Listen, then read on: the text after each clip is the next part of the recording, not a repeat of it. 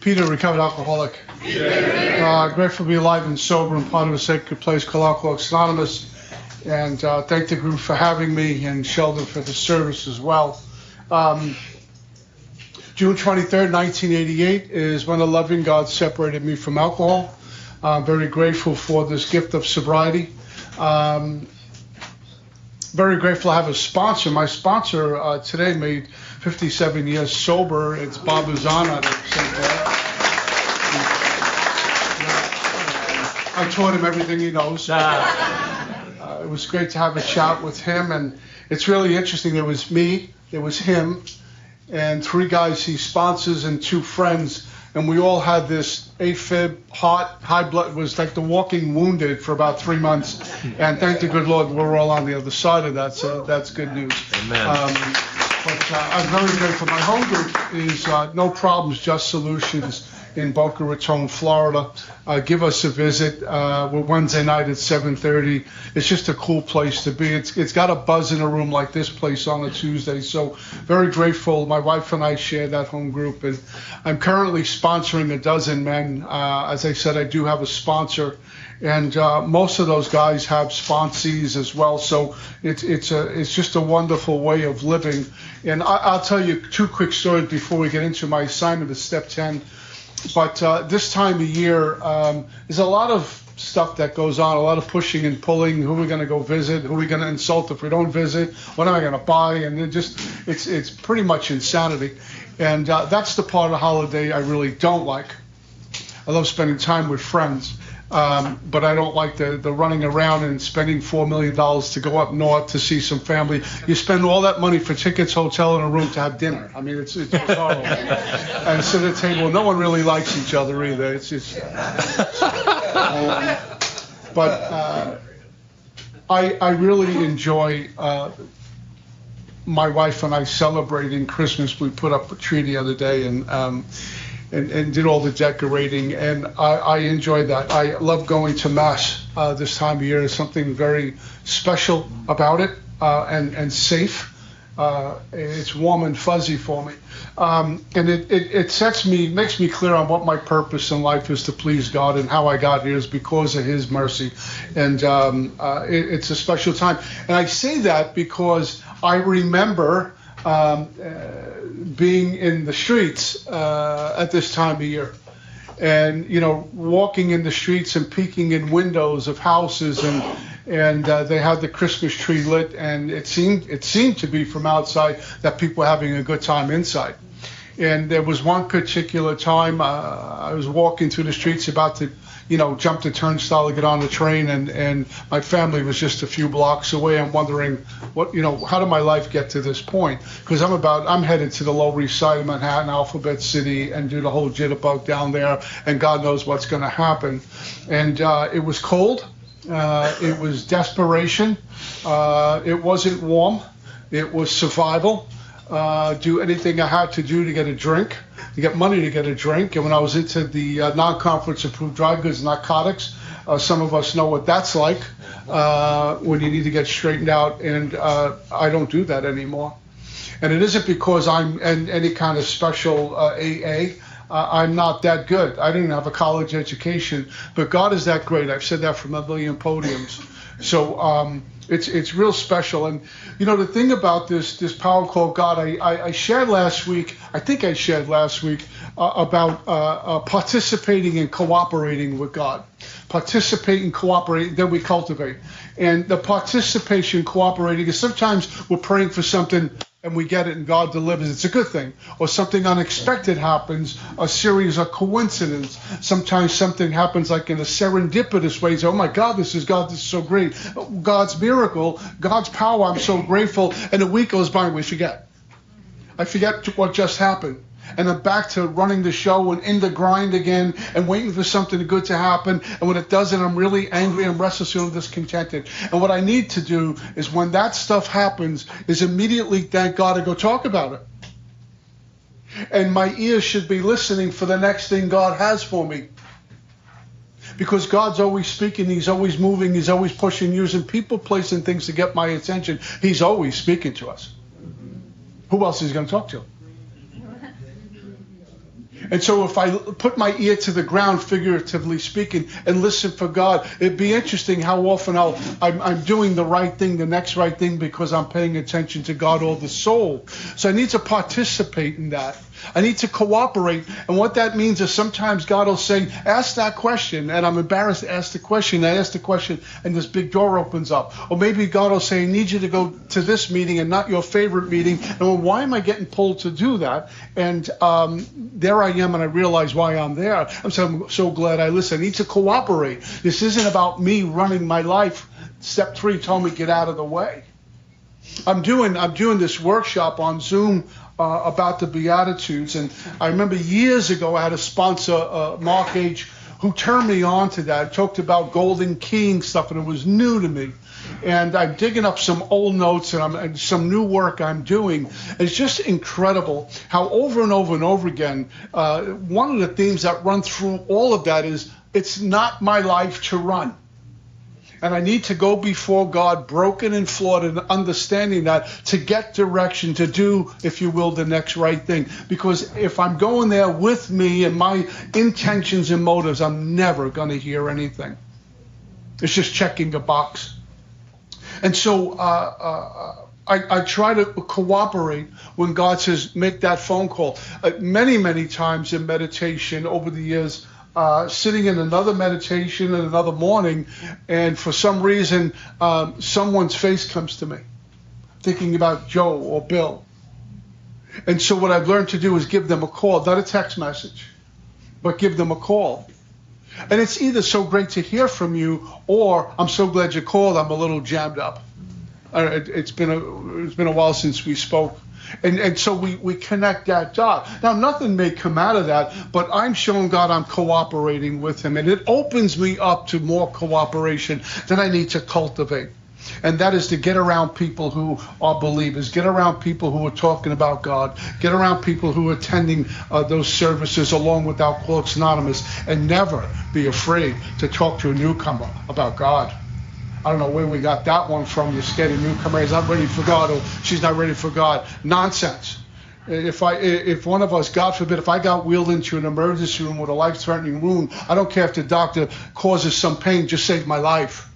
I don't care if I'm a little uncomfortable, just save my life. And I got a newbie coming in here, and I'm going to hold the solution back, because all of this is about getting to God of your own understanding. I'm not going to hold that back. I'm not going to hit them over the head with it if I'm going to talk about it. That's cultivating. And watch it grow. And if I stop talking about what I believe in, I stop believing in it. If I continue to talk about my personal experiences with God, even my frustrations with God, it grows. It's contagious. I become more of a believer, not only in Alcoholics Anonymous, but in this power called God. That's been my experience. And suddenly we're leaning on, I'm relying upon, I'm listening for intuitiveness. Because sometimes people will ask us questions, whether they're 1 day or 20 years, about something they're unsure about. And I'm listening beyond what the ears hear with. And I'm seeing beyond what the eyes see.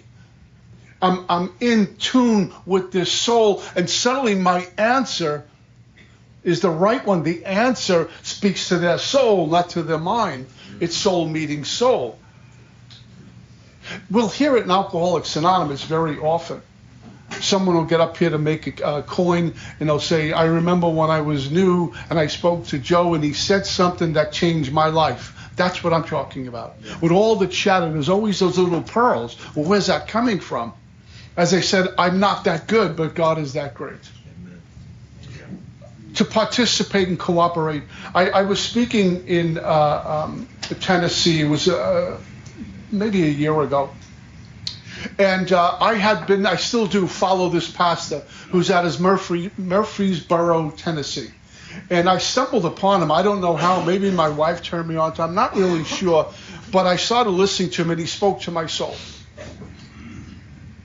And I'm very leery of his TV pastors. I'm just not sure about some of that stuff. But this guy spoke in a way that I was paying attention to. And he appeared to be very humble. He didn't have one of these flashy suits, and he wasn't screaming. He was just giving a message. And I start to fall in love with this guy's message and his personality, and I listen to him all the time, as recent as today. And my ride picked me up. My speaker host picked me up from the airport. We're headed to the hotel, and I see the sign, Murfreesboro, this exit. And I says, I know that town. There's a pastor that's my church. In fact, Pastor Allen helped me get sober. I said, well, whole time out. You know him? And I told him my attraction to this man and his message. He says, well, you know what? On Sunday, every quarterly they do this, where a lot of folks tune in online to listen to Pastor Allen. He said, but every so often they have a big get-together where people who have been listening online come in to have a big dinner, a luncheon. Pastor hangs out, and you can meet him and do a tour. We can do that when you're done with the conference on Sunday. And so we headed back from the airport. We drive up to this campus. It's enormous, and it's absolutely beautiful. And we walk into this huge room, and there he is standing there. I'm like about to meet Mickey Mantle. And this guy he's about as tall as Shell, he's a big man. And but how humble he was. And my friend said to him, this is Pete Marinelli, he's visiting from Florida. I opened up my mouth, he says, you're not from Florida, you're from New York, I know you are. And he says he just spoke at a conference, he would like to meet you. And we introduced each other to ourselves, and he said, can I pray for you? And this crowd of people, this pastor puts his hand on my shoulder and starts praying for me. I did the usual, took a little picture, and got in the car and headed to the airport. I floated out of that church. Now, as an old part of me would have said, no, it's too much of a pain in the neck. Let me get to the airport. Don't worry about it. I'll catch up. I'll get out here on my own. But I paid attention. Here's an invitation. Take the invitation. Cooperate. God knows how much you admire this man. He's taking you to me. Hey, why don't you participate and cooperate? That's what I did. And it's one of those things that I'll hold on for a long time. And I still listen to Pastor Allen. He's absolutely wonderful, along with my own priest. So God has a way of feeding the soul and nourishing this walk we're on. If I stay disciplined to this walk, God will meet me along the way. He always does. There's something in Scripture says, if I stay disciplined, I will eat the good things of the land. And what that means is not necessarily food, but the good things God has to offer. The soul will always be nourished. And by the time I get down to step 10, it's about growing in understanding and effectiveness and getting soulful, nourishing the soul. This isn't an exercise in mechanics at this point. I should know mechanics by now. Because when we look at step 10, it looks a lot like step 4, 5, 6, 7, 8, and 9. I should know how to write inventory. My walking around step, my navigating through the day. I should be on a different plane, a higher plane, if you will. And not paying attention to the mind as much as I used to when I first arrived in Alcoholics Anonymous, because I'm on a different footing. Step 3 promised me that. Step 10 has delivered it. Step 2 says I'll be restored to sanity. Step 10 says here it is. What am I going to do with it? There's a word in the 10th step talks about the maintenance of our spiritual condition. That word has gotten destroyed in AA. Like maintain, just stay right there, don't move. Just keep it like it is. And if a river or if a pond got still, it would get stagnant and murky, and it's ugly. This soul isn't either coming or going. So maintenance is care of the soul. There was an author, Thomas More. He had a book I remember studying. It's called Care of the Soul. Maintenance, taking care of it. Changing the tires on the car, getting new tires is maintaining the car so it looks good. Cleaning it and all those stuff. I don't keep the same tires on and the car stays in the garage. I bought a new car. Don't even touch it. Just look at it. I don't go anywhere with it. Maintenance, care of the soul. Well, what am I doing? I need to be growing. Getting new wrinkles in this program, and not the same old thing I did at 1 year. I'm still doing it 10 years. One of the reasons why one of my sponsors, Mark, had us revisit 1 through 9 at least every year. I'm sitting in 10, 11, and 12, but I can get sloppy. I can lean on an old experience. And I don't have the ability to see the dust that's collecting or the plaque that's getting on the soul. I think I'm okay, and I judge my recovery based on how I feel, which is a really big mistake. Mm. And I'm seeking comfort wherever I go rather than spiritual joy. Yeah. My alcoholism doesn't come in a bottle of whiskey. We talk about the grace of God in Alcoholics Anonymous. But having God's grace, which is an unearned gift, grace doesn't equate spiritually fit. What I need to do is go work out in the AA gym and break a sweat while I'm in here. And there's some heavy lifting, but I need to participate and cooperate. Or step 10 means absolutely nothing. I just check a box. So the way I was brought up in AA was a lot of writing, a lot of discipline, a lot of structure. That's not for everyone, it's just how I was brought up. But I have found great benefit in that, because if I'm not careful, what's inside of me up here will manifest out there. My thought life will create my current reality. There's an author, Eckhart Tolle, he says the world is a manifestation of everything that's going on inside of us. We ain't doing too good. Have you watched the news? There's spiritual warfare going on out there because a lot of people are angry. That manifests out there. I'm going to get you before you get me. I'll cut you off. I'll steal this from you. I'll jump the line. This is what's going on. Anyone's ever been to an airport recently? There it is. It's bizarro world in an airport. It's just a manifestation of what's going on inside of me. How am I doing when I'm all alone? Are the wheels churning? Am I listening to the narratives? My thought life becomes my current reality. So what we were brought up doing was, my sponsors call them 10 steps, and that would be putting pen to paper and taking a look at where we're resentful and why, where we're selfish, dishonest, and frightened. Then discuss it with someone immediately. We turn to God first all the time. That's the first move. And we would put pen to paper, call a sponsor or someone who knew what I was doing. Hey, can you hear an inventory? Make amends and go help somebody.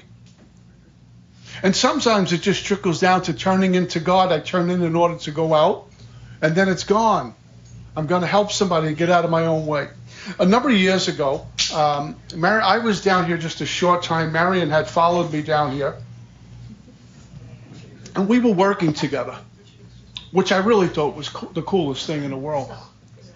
And I had a boss who was a chauvinist with women. Women were second class to him. And I watched how he treated women. Never think he would even attempt that with Marion. And one day I went to where Marion was working in her office, and I walked in and Marion was weeping. And I said, what's going on? She said, you got to tell me what's going on. And she told me how my boss spoke really harshly to her.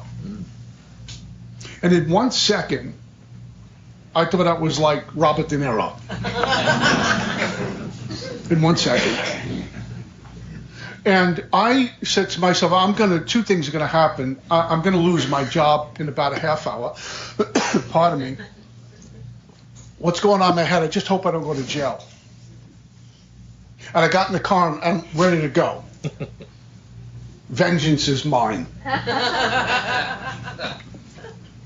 And any man would think the same thing to protect his lady. Absolutely. So I get in the car and I'm ready. I'm in Rambo mode, and God's always got to ruin this. It's like, what are you doing? Where are you going? And so there was a pause, and the 11th step talks about this. Take a deep breath, and you should call your sponsor. This is what you tell everyone else to do. It's not different for you. So I call up my sponsor, which is the worst thing to do because they take the air out of the bag and they make you forgiving and loving and tolerant. I don't want to do that right now. So I call up my sponsor, and I'm talking 100 miles an hour, and I'm furious. And he says, hold on, let's pray. So he starts to pray over the phone, and I'm not really catching it, but I'm starting to breathe again. He says, let's do a 10-step. I says, I can't even write right now. I don't have a pad and paper. He says, no, let's walk through it. Who are you resentful with? Tell me why. And I told him. Where are you selfish, dishonest, and frightened? I'm answering these questions, and I don't know where he's going with this. I know what he's doing. And he said, shouldn't you be in the office with Marion consoling her rather than attempting to go beat up your boss? And he was right. See, the truth always finds me. So I took a deep breath, and I went back in the office. I spent time with Marion. And I'm glad I didn't do what I wanted to do, because I might not even be here tonight. And it was a short time later we left the place anyway. But a 10-step. If we look at 10 and 11, they kind of crisscross. We look at the 11th step in the big book and 10, they crisscross, because 11 talks about as we go through the day, when agitated or doubtful, we pause. The reason why I have to pause is because I'm kind of control something, get my hands around life. I want it to go my way, and it isn't. I'm getting agitated or doubtful. I need to take a beat or two. Okay, God, what do I do now? Step 10 is asking me to do the same thing as I'm going through my day. The 12 and 12 talks about the spot check inventory rather than just heading out. Because as an alcoholic, here's what I do. I'm in the train station waiting for a train to go from Fort Lauderdale to Miami. But the first train that comes in, I don't check, I just get on. And I find myself in Newark saying, how did I get here? I just hop on any train, and what the 10 steps is hold on a second. Let's take some inventory here. And maybe you owe an amends to somebody. And the last thing they ask me to do is go help somebody. Who can I be of service to? And maybe my sponsees are all fine, but maybe I can call up another drunk or get to a meeting early and say, hey, you need help setting up. I need to be of service somewhere right now.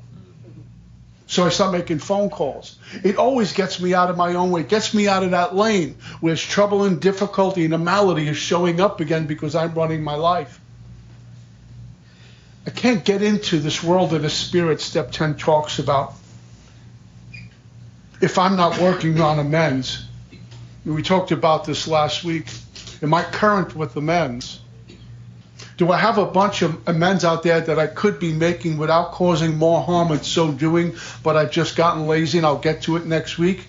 Then I don't have a 10-step as far as entering the world of the Spirit. How could I be present now and I'm still driven by the voices of yesterday? It's kind of like if I got a really good grudge going on and I'm sitting with you having coffee, I'm not there. Physically, I'm there. Emotionally, I'm not available to you.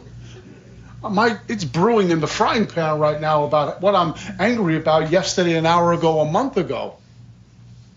Maybe I got some fear going on. Fear is always pointing to the future anyway. And I'm walking in, the wreckage of the future. I'm worried about something hasn't even happened yet. And I forget that God's going to meet me down the road, whatever the future is. God will meet me there too. His will, not mine, be done. And suddenly it's my will and not his. And now I have agitation, doubt, and fear. Step 10 brings it all home. Who's in charge? Your will, not mine, be done. He's the one steering, not me. And what Step 10 does over and over and over again is pull the air out of the bag on the ego, because the ego likes to reconstruct itself. And I don't even know it. It's starting to do my thinking for me. It's starting to do my hearing for me. It's starting to give me the words to speak. And I don't even know I've gotten away from Step 1, but you can hear it and you can see it. So I need to be pretty clear on amends. What am I doing? Even searching out folks that I'm trying to make amends. I'm on a mission to complete this list. And some people we talked about last week we just can't go to. But I'm certainly willing. As I start to do that, I slide into this world of the Spirit. And that place, experientially, can I communicate to you experientially what it's like living in the world of the Spirit? If you're new, that sounds like Latin. What is world of the Spirit? I need to be here on concrete. Well, we're going to have our feet firmly planted on the ground. But we're going to be doing indeed the miraculous because God's taken over. We're listening for it. And miracles aren't a once-in-a-lifetime occasion. They happen all the time. Anyone's in this room with 30 days back, it's a walking miracle. Anyone here with 30 years, it's a walking miracle. I'll miss that. I forget about that. Anniversary time, here comes Joe at 1 year. He was dead almost a year ago. That's a walking miracle. I'm waiting to see Charlton Heston part the seas and the Ten Commandments and stuff. Oh, that's a real... No, a miracle is happening right here when I walk into an AA meeting. I can miss that. Miracle's got to be on what I interpret as a miracle. No, it doesn't work that way. Alcoholics Anonymous is one big miracle producing machine. But where am I with amends? And what is it like what is it like living in the world of the Spirit? What does that feel like? What does it sound like? What do my personal relationships look like now? Do I value them or do I trash them? Do I still have toxic relationships? I'm hanging around people I normally wouldn't fly on. Knuckleheads attract knuckleheads. I'm hanging around with those type of folks.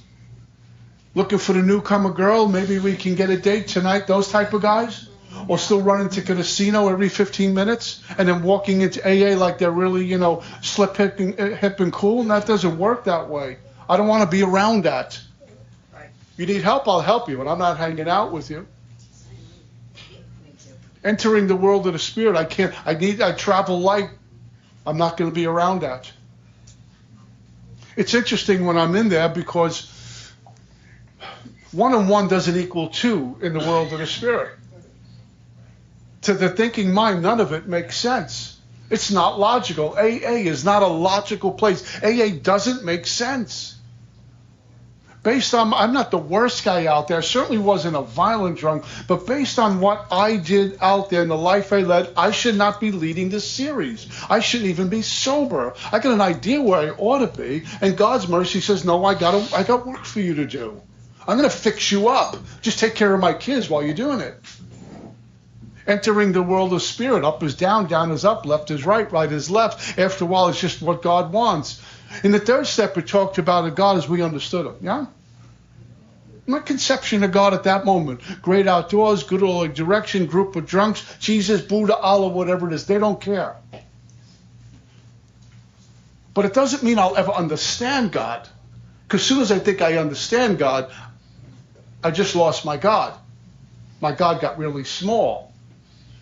So it's about growing and understanding and effectiveness. If spirituality doesn't touch every single area of my life, it touches none of my life. I can't be a little spiritual here and out in the parking lot, I'm Rambo. It doesn't work that way. Because alcoholism got into every single area of my life. Alcoholism permeated every area of my life. So I need God in that also. So it's a total surrender to whatever it is. You know what? There's something that goes, what I'm looking for, I'm looking with.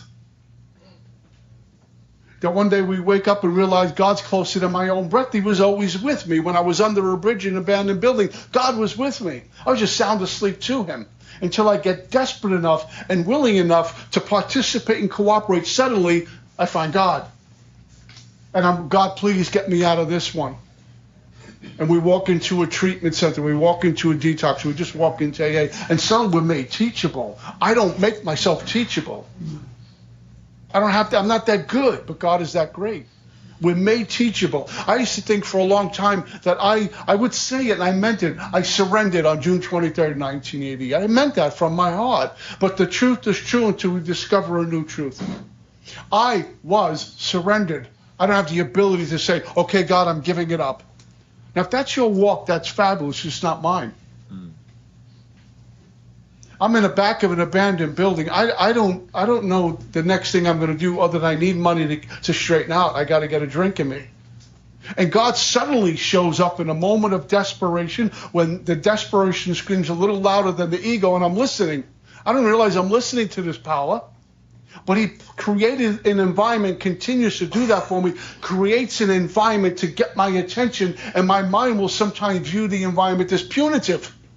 It isn't. So I watch folks with children when they give their kid a timeout or shut the TV off or take the computer away. It isn't punitive. I'm trying to teach them that there's more to life than what you're doing. I want to help you have an easier life. I'm not hurting you. It took me a long time to get that.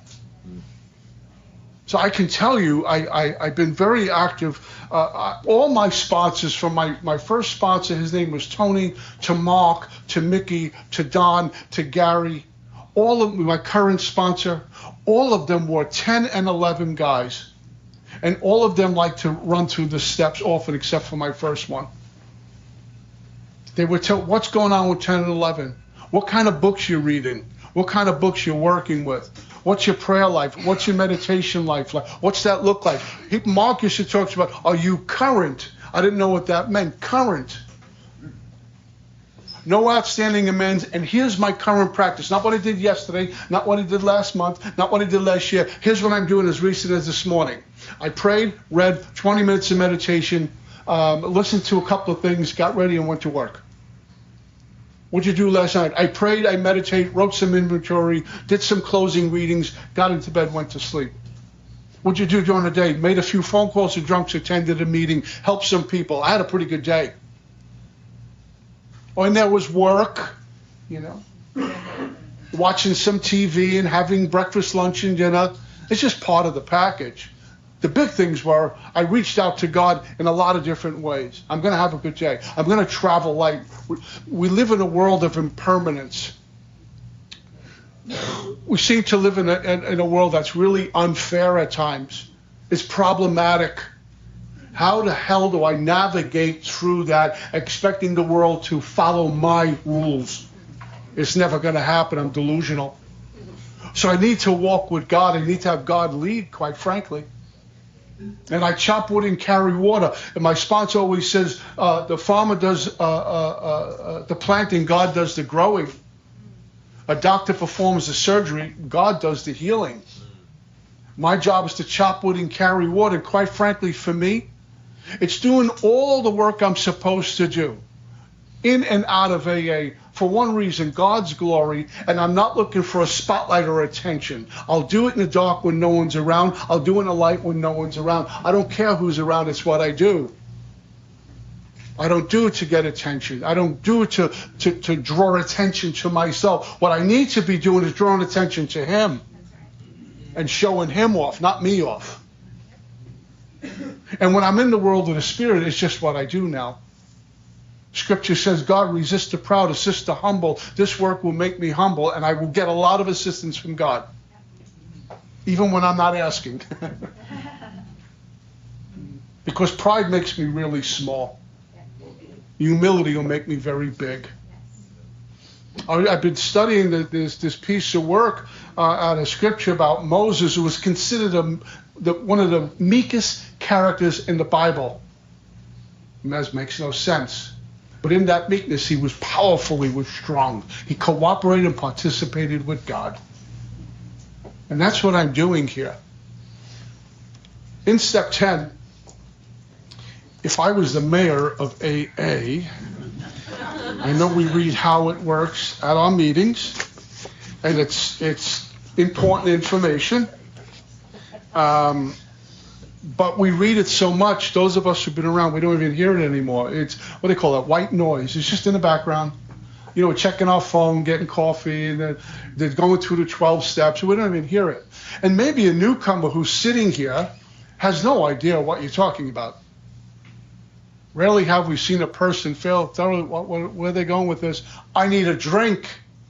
It's 8 o'clock at night. I ain't making midnight. And when is this going to go away? I've been here for a week and it's on me every minute. How do you have 10 years or 15 years of holding your breath? When is it going to go? And we read how it works, which is wonderful. But what I have done many times, and again I learned this from Mark Houston, I'd sit in a new guy and read this. And I personalize it, and you will cease fighting anything or anyone, even alcohol, for by this time sanity will have returned. If tempted, you will recoil from it as from a hot flame. You'll react sanely and normally. Now I got the new guy's attention. What do you mean sanely and normally? You're not going to run away from it. You're not going to run to it. You're in Switzerland. You're neutral. You're not involved anymore. And you will find that this has happened automatically, which means I don't, or the new guy doesn't have to think the drink through, play the tape to the end, keep it green, remember where I come from, doesn't have to do anything. It's part of the 10-step gift. It's part of 10-step mercy. It's part of 10-step package. God says, here, I'm taking this out of your hands. I get recovered from a seemingly hopeless state of mind and body, but the truth about me as an alcoholic doesn't go. Once a drunk, always a drunk. I'll have this until my last breath, but I get to live free. I'm not grinding it out every day. I got drink issues, drink signals. I couldn't go to my son's wedding. Why? They were serving alcohol. I'm an alcoholic. Some of us have to be on medication. I've been on medication for a lot of surgeries. I checked in with my sponsor. I told him what I was on. I prayed. I took the meds, pain meds, post-surgery. Took them for a few days, a week, flush them down, put them away. I move on. I wasn't copping pills on the street post-surgery 6 months after surgery. I still have pain. I will see that my new attitude toward liquor has been given to me without any effort on our part. And I tell them it just comes. This is the miracle of it. You're not fighting it. You're not avoiding temptation. You'll feel as though you've been placed in a position of neutrality, safe and protected. You haven't even sworn the stuff off. And here it is. Instead, the problem has been removed. It doesn't exist for you. Whoa. So I got a guy nursing day out of day out of day out of day. When's this going to go? And I tell him, listen, as soon as we get through these steps, this thing will get away from you. You'll always be a drunk, but that thing goes away. And what happens is, when I'm in that place, well, I can't drink, so maybe I go on marijuana maintenance. I'll go to a doctor, tell him I'm nervous, I get prescribed some antidepressant stuff, mood stabilizer stuff. Or I'm going to go on a sex spree, a food spree, a money spree, a gambling spree, some sort of spree, because the spring has gotten so tight, the pressure's so much, I can't breathe. I need something to give me some relief, and I will feel relief for a moment, only to be wrapped up in more bondage. And I keep doing that, and eventually I belly up to the bar and say, give me a double. Was this a thing that really works? And the same way I went forwards through the steps, I've gone backwards through the steps. How far away from step one have I gotten? I had 2 sponsors. I mean, I'd call them up and say, what a wonderful day, a wonderful week I had, have some inventory to share. I prayed, I meditated, I went to church, and they said, how far away from step one have you gone? I said, what? It was a question just to get my attention. Have you drifted away from step one? Based on my meeting attendance, my inventory, where I am in amends, do I have a sponsor that I'm communicating with, and how much am I leaning into God, or am I really leaning into me? I've begun to serve my mind or God. Am I worshiping me or God? Only my actions will give me away, not my words. They're cheap.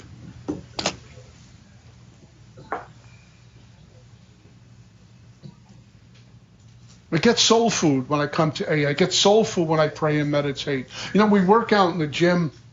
You're sitting home and, you're going to tie your shoes. It's a 911 call. You get up and you're out of breath. You gotten doughy. You got to suck it in every time you take a picture. I do that a lot now. And you say, you know what, I'm going to go to the gym. I need to do something, go for a walk. Just eat better. And about 6 months goes by, and John and Mary's looking pretty good. They feel better. The endorphins are firing. They're eating good. And it's working. The body's gotten stronger.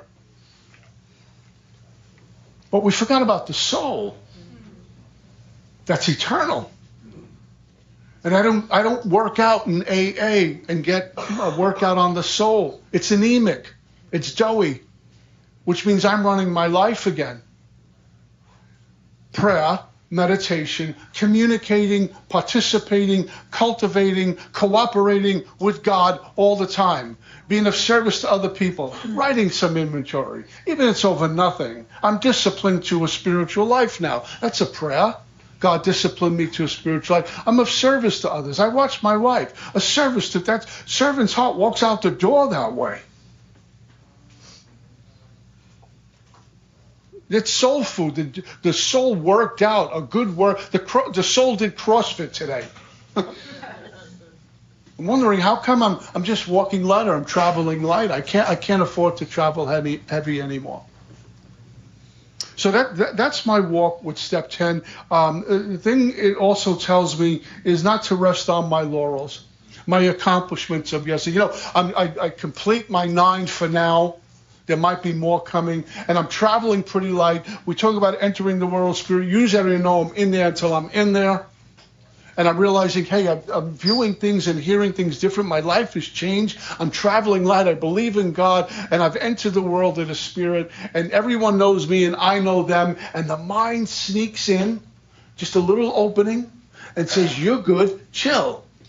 The car goes into neutral. I start to rest on my laurels. Now I tell the newcomer, when I went through the steps last year, 2 years ago, 5 years ago, when I first came around, now I'm talking about old experience. I had nothing new happening other than frustration, aggravation, restlessness, irritability, discontentment. I'm starting to get a little stale. And the book says clearly, I'm headed for trouble if I do this. Mm-hmm. It's a clear-cut warning. So I need to grow in understanding and effectiveness. One of the prayers they talk about is going to God to carry out His will. The vision is His will, your will, not mine, be done. That's a prayer. I did it as recent as this morning. Father, I'm here to go to work. What do you have for me to do today? I might balk. I know me. I might balk. My human condition is going to fall short. But I'm in the saddle, ready to go. What do you have? Show me how to carry the power, the endurance, the passion to go out and carry the vision of your will to all my activities. I asked for the willingness to be disciplined to a spiritual life. God, I'll go where you want me to go, do what you want me to do. I will say what you want me to say. Even if it brings no applause. I need to be true to my God. And that's just where step 10 and 11 have kind of shaped me. Not better than, not less than, is just where I'm at.